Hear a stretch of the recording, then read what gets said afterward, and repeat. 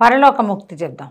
ఇది చందమామ కథో బాలమిత్ర కథో నాకు గుర్తులేదు, కానీ బాగుంది కథ, నాకు నచ్చింది. పరలోకముక్తి, లోకముక్తి, ముక్తి అంతే. అయితే మనం మామూలుగా ఏం చేస్తాము, బోల్డ్ అంత సంపాదిస్తాం, ఏదో తిన్నంత తింటాం. మామూలుగా లోకంలో అందరూ తిన్నంత తింటాం, మన పిల్లలు తిన్నంత తింటారు. అక్కడ పొలం, ఇక్కడ పొలం, అక్కడ ఆస్తి, ఇక్కడ ఆస్తి, అక్కడేదో ఇల్లు, ఇక్కడేదో ఇల్లు, ఎన్ని ఇల్లున్నా ఇంకా ఇల్లు, ఇంకా ఇల్లు, ఇంకా ఇల్లు, ఇంకా బంగారం, ఎంత కొన్నా చాలదు. వీటిలో ఒక్కటైనా మన వెనకాల వస్తుంది రాదు. కానీ తెలిసిన మన పిల్లలు ఏం చేస్తారు, వాళ్ళు కూడా మనం ఇంత చేరిస్తే వాళ్ళు ఇంకా ఊడ్చి చీపురు చాట వేసుకుని ఇంకా పెంచుతారు దాన్ని. ఆశ చావదు, అక్కడి నుంచి ఇంకా ఇంకా చేస్తూనే ఉంటాం. ఇందులో ప్రతిసారి ఇది మనం పట్టుకెళ్తాము, అలా ఆలోచించాం. అసలు తెలిసిన విషయమే తెలుసు, మనం పట్టుకెళ్ళము, అది మనందరికీ క్లియర్. పిల్లలకి ఉంటుంది అనుకుంటాం, అయినా ఎక్కడ అవుతాం రమ్మగారు, ఆగం కదా, ఆగలేకపోతాం. మాయ చేయ ఇదంతా. అయితే పూర్వం ఒక ఆయన ఇలాంటి ఒక విచిత్రమైన ఆలోచన చేశాడు, సంపాదించిన ఆయన. ఆ కథ అనమాట ఇది. ఓకే. సుధాముడు అని ఒక మహాముని ఉన్నాడు, ఒక ముని. ఆయన ఎప్పుడూ తపస్సు చేసుకుంటూనే ఉండేవాడు. చేయగా అగ్నిహోత్రుడు ప్రత్యక్షమయ్యాడట. అగ్నిదేవుడు ప్రత్యక్షమై అగ్నిని ఉపాసన చేసేవాడు ఆయన. దేనైనా ఉపాసించవచ్చు మనం, ఇంద్రుడిని ఉపాసించే వాళ్ళు కూడా కనపడతారు. ఈ అగ్ని ఉపాసనతో అగ్నిదేవుడు ప్రత్యక్షమైతే ఈయన సుధాముడు నాకు ముక్తిని ప్రసాదించు దేవా అన్నట్టు. నీకు ముక్తి రాదురా నాయన, నువ్వు కొన్ని జన్మల కింద నువ్వు కోటీశ్వరుడుగా జన్మించావు.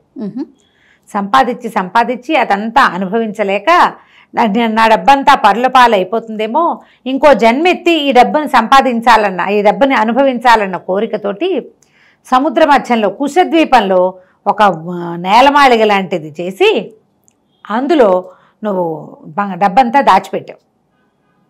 చచ్చిపోయావు. తర్వాత కాలంలో చచ్చిపోయాక 30 సార్లు పుట్టావు, కానీ నీకు అది గుర్తులేదు. వచ్చే జన్మలో ఎలా గుర్తుంటుంది? అంతేగా.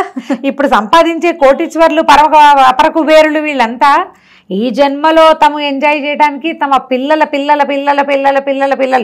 14 తరాల దాకా అనుభవించడానికి ఏర్పరుస్తున్నారు తప్ప మనతో పాటు తీసుకెళ్దామని ఉండదు, వచ్చి మళ్ళీ ఇక్కడే అనుభవిద్దామని ఉండదు. అవును. ఈయన అట్లా కాదు. ఈయన కుబేరుడిగా ఉన్నప్పుడు, కోటీశ్వరుడిగా ఉన్నప్పుడు అట్లా ఆలోచించి కుశద్వీపంలో ఉన్న ఒక నేలమాళిగలో పెట్టి దానికి మహామాంత్రికులని కాపలా పెట్టి మంత్రబద్ధం చేసి ఎవ్వరూ తీయకుండా నేనే స్వయంగా వచ్చి తీసుకుందామన్న ఆలోచనతోటి చేసావు. తర్వాత నువ్వు ఎన్నిసార్లు పుట్టావు, కానీ అది నీకు జ్ఞాపకం లేదు. జన్మలు ఎత్తగా చివరికి ముని జన్మ వచ్చింది నీకు. ఇప్పుడు నువ్వు మునిగా ఉన్నావు, తపస్సు చేసావు, తపస్సు చేసావు, ముక్తిని కోరతారు మునులు. అంటే అదే కదా, అదే ముక్తిని కోరేవాడే. నువ్వు ముక్తిని కోరుతున్నావు, నువ్వు ఎప్పుడు దాచిపెట్టావు చూడు, దాన్ని దానం చేసే కానీ నీకు ముక్తి రాదు. ఓహో, మరి అక్కడికి నేను ఎట్లా వెళ్ళనండి అన్నాడు. నువ్వు ఎట్లాగైనా తంటాలు పడు. కుశద్వీపం, దానికి మాంత్రికులు కాపలా ఉన్నారు 30 జన్మల క్రితం. నీ ఇష్టం, నువ్వు అది ఏమైనా చేసిరా అప్పుడు నీకు ముక్తిస్తాను అని చెప్పాడు అగ్నిదేవుడు. కాంతిపాడు ఇదేమిటి ఇలా వచ్చింది, ఇప్పుడు ఏం చేయాలి? సరే, అక్కడి నుంచి ఈ కుశద్వీపం ఎక్కడుందో అని అట్లా వెతుకుతూ బయలుదేరాడు. ద్వీపాలు అంటే సముద్రంలో ఉంటాయి జనరల్గా. సరే, సముద్ర తీరాలకి తిరిగేసరికల్లా సరే ఒక చోట జాలర్లు కొంతమంది ఆ కుశద్వీపం అనేది తమకు తెలుసు అనేసరికల్లా సరే బాగానే ఉందిగా. వాళ్ళందరూ అడిగారు, ఎందుకు బాబు కుశద్వీపానికి నువ్వు అంటే, అక్కడ తపస్సు చేసుకోవడానికి వెళ్తానన్నాడు. అక్కడ డబ్బులు ఉన్నాయి అవన్నీ చెప్తే వీళ్ళంతా కూడా గోల్ చేస్తారు కదా. సరే, ఒక పడవవాడు ఒప్పుకున్నాడు తీసుకెళ్ళటానికి. అయితే పడవవాడికి ఈయన చెప్పాడు, కుశద్వీపంలో చాలా అపారమైన సంపద ఉంది నాయన, మరి నేను తిరిగి వచ్చాక మీ అందరికీ పంచిపెడతా అంటే వాడు సంతోషించాడు. అలాగే బాబు, మా వాళ్ళందరికీ చెప్తే వాళ్ళంతా నీ వెంబడి పడతారు, అలాగేలే నేను చెప్తానని తీసుకెళ్తే కుశద్వీపం చేరటం అంత సులువేం కాదు. మాంత్రికుల్ని కాపలా పెట్టాడు. దారంతా జలచరాలు మీద పడుతూనే ఉన్నాయి. ఎలాగోలాగా చచ్చి చెడి ఆ కుశద్వీపానికి చేరాడు. చేరేసరికి కుశద్వీపం అంటే అదేదో ద్వీపం అంతే. అందులో అంత ద్వీపంలో తను ఎక్కడ దాచాడో తనకేం తెలుసు? ఎట్లా వెతుకుతారు? వెతకటం ఎట్లా? తీరా అక్కడికి వెళ్ళేసరికల్లా ఓ ఇద్దరు పొడుగాటి మహా పెద్ద పర్సనాలిటీస్ ఉన్నటువంటి భీకరాకారులు ఇద్దరు కనపడ్డారు. ఎందుకు వచ్చావని అడిగారు. తపస్సు చేసుకోవడానికి వచ్చానంటే వాళ్ళు లెంపకాయలు కొట్టేశారు ఈయన్ని. తపస్సు కాదు, దొంగ మొహం, ఇక్కడ ఏదో డబ్బు ఉందని వచ్చావు నువ్వు, పద నీబోటి వాళ్ళు చాలామంది ఉన్నారు, ముందు అరకలు దున్నుదు కానీ తర్వాత నీ సంగతి చెప్తామని ఈడ్చుకుపోయారు. ఈడ్చుకెళ్తే తీరా అక్కడ ఈ బోళ్ళంతమంది ఎడ్లకు బదులుగా అరకలకి కట్టున్నారు. నాగలి దున్నడానికి ఉంటుంది కదా, దానికి ఆ ఎడ్ల బదులు మనుషులు ఉన్నారు. మనుషులు కట్టి ఉండేసరికల్లా ఏం చేస్తాడు, కట్టేశారు. లాగాడు, ఏం తప్పలేదు. ఆయన వాళ్ళకి చెప్పాడు, నేను ఈ ద్వీపం నాదే ఒకప్పుడు కొన్ని జన్మల క్రితం, నేను ఇక్కడ అపార ధనరాశులు దాచిపెట్టాను అనేసరికల్లా వాళ్ళిద్దరు అన్నారు, గడిత గుడ్డులే, అపార ధనరాశులు ఎవడో దాచిపెట్టాడు 30 తరాలు గడిచిపోయినాయి, మా పెద్దవాళ్ళని నియమించాడు, మా పెద్దలు పోయారు, మేము వచ్చాం, ఆ డబ్బులు రక్షించడం మా బాధ్యత. నీబోటి మునులకి తాపసులకి అవి అందవు, అవి పెట్టినవాడు కోటీశ్వరుడు, వాడు నువ్వు కాదు, వాడెవడో మాకు తెలియదు, నువ్వైతే గ్యారంటీగా కాదు దున్నన్నారు. ఇక ఏం చేస్తాడు, వాళ్ళతో పడి దున్నటం మొదలుపెట్టాడు. రోజులు గడిచాక అక్కడ ఉన్న గుంపులు ఒక కుర్రాడు ఈయన్ని గుర్తుపెట్టాడు. వాడు ఈయన ఏ రాష్ట్రం నుంచి దేశం నుంచి వచ్చాడో ఆ రాజుగారి సైన్యాధిపతి లేదా రాజుగారి కొడుకు సూరసేనుడు. సూరసేనుడు ఆశ్చర్యపోయాడు, కాదండి మేమంతా ఇక్కడ ఏదో అపార ధనరాశులు ఉన్నాయని మీకు ఎలా తెలిసిందని. ఏమోనండి ఏదో పుస్తకంలో ఉందిట, పాత పుస్తకంలో, ఈయన 35 జన్మల క్రితం చేశాడు అంటే 30 తరాల క్రితంది, ఏవో ఏవో ఏవో మా మమ్మీలాగా పుస్తకాల్లో రాయబడి రాయబడి రాయబడి తెలుసుకున్నారు. వీడు వాడు మాట్లాడుకుంటుంటే మూడో వాడు విని ఒకడు, అట్లా వీళ్ళిద్దరూ ఎవరికో చెప్తే ఎవరో తెలుసుకుని ఒకళ్ళకి ఉత్తరం రాస్తే ఆ ఉత్తరం చేతిలో పడి ఇంకొకడు, ఆ పుస్తకం ఎక్కడో పబ్లిష్ అయితే ఎవరికో దొరికి 30 తరాల క్రితం పుస్తకాలు ఉంటాయి, ఎలాగో ఉన్నాయి, తాళపత్రాల్లో ఉందని, తాళపత్రాల్లో ఎక్కడైనా డబ్బు రహస్యాలు ఉన్నాయేమని వెతుకుతారు. అలా వెతికి వెతికి వెతికి ఇక్కడ ఒక పెద్ద గుంపు చేరింది. ఈ రాక్షసులు ఇద్దరు మాంత్రికులు ఇద్దరు ఉన్నారుగా, ఇవి వచ్చిన వాళ్ళకి అటు ఇటు వేసేసి ఆ కాడేసి ఆ కాడితో అరకాలు దున్నించేస్తున్నారు. వ్యవసాయం చేయండి మీరు, అందుకే పనికొస్తారండి. కానీ వీళ్ళని కాదని ఏం చెయ్యాలో వాళ్ళకి తెలీదు.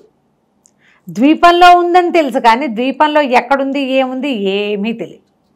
ఈ గుర్తుపట్టిన సూరసేనుడు, మేమంటే డబ్బుల కోసం వచ్చామనుకోండి, ఇంచుమించు అందరం ధనం కోసం వచ్చారు, మీరు ఇంత తాపసిలాగా ఉన్నారు, పొట్ట అంటుకుపోయింది, మీకు ఆహారం కూడా తీసుకోవడం మానేసి ఉంటారు, మీరు ఎందుకండి వచ్చారు అంటే ఆయన చెప్పాడు, నాతో దుఃఖభాజన గాథనైనా అగ్నిదేవుడు ప్రత్యక్షమైన నాకు మోక్షం రాలేదు, దానికి కారణం ఈ దిక్కుమాల కుశద్వీపం, ఎప్పుడో 30 జన్మల క్రితం నేనేట ఇక్కడ దాచిపెట్టాను.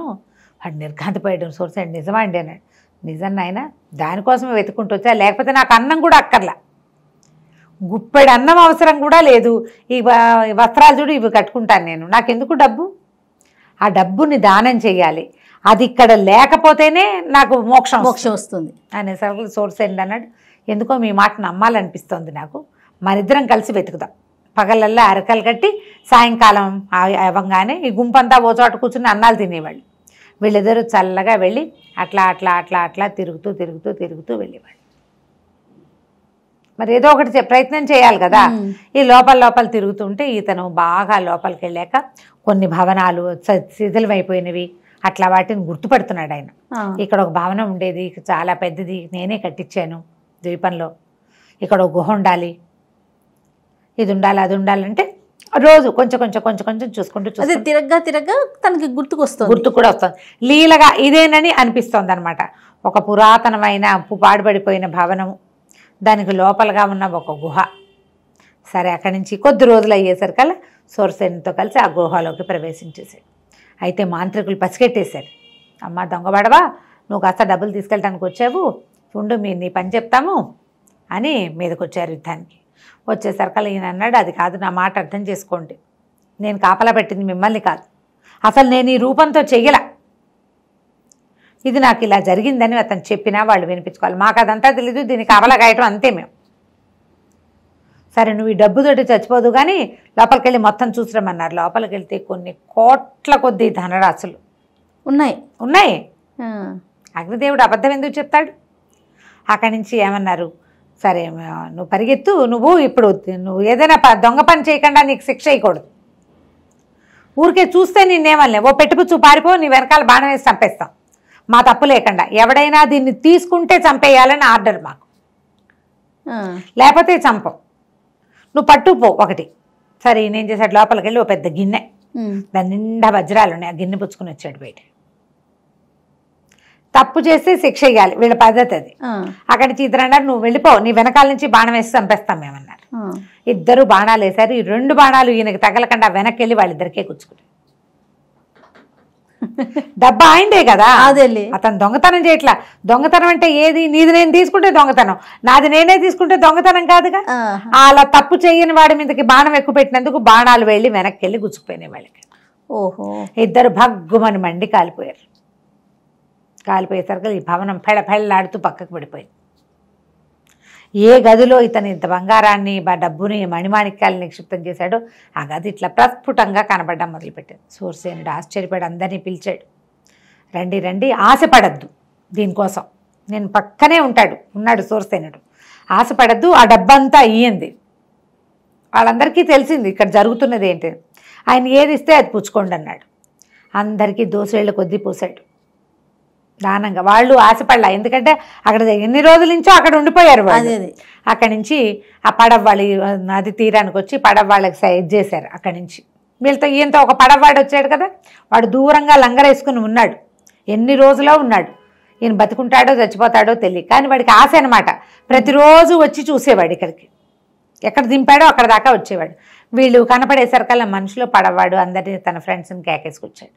ఇక్కడున్న ధనరాశులన్నీ మూటలుగా కట్టి మొత్తం బయటికి మోసుకెళ్ళి పడవాళ్ళకి బెస్తవాళ్ళకి ఆ ఊళ్ళో ఉన్న జనాలందరికీ దోశలతోటి పంచేశాడు. ఒక్కటి కూడా ఉండనివ్వకుండా పంచిన తర్వాత ఆయన మరణించాడు.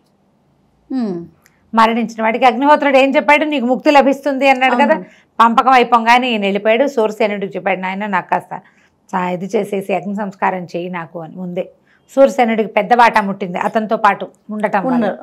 సూర్యసేనుడి అగ్ని సంస్కారం చేశాడు. ఆయన రుణం తీర్చేసుకున్నాడు తనకు డబ్బు ఇచ్చినందుకు. మిగిలిన వాళ్ళందరి జయ జయధ్వానాల మధ్య ఈ సుధాముడు స్వర్గలోకానికి వెళ్ళిపోయాడు. ముక్తిలోకానికి మోక్షద్వార ప్రవేశం చేసేసాడు అనమాట. కథ కంచికి మనం ఇంటికి. సూపర్ రమ్మగారు. మోక్షం ఎలా వస్తుంటే మనం సంపాదిస్తే రాదు, దానం చేస్తే వస్తుంది. అది ఈ స్టోరీ లైన్ అది అంతే కదండి. అంతే. చాలా బాగుంది రమ్మగారు. నమస్తే.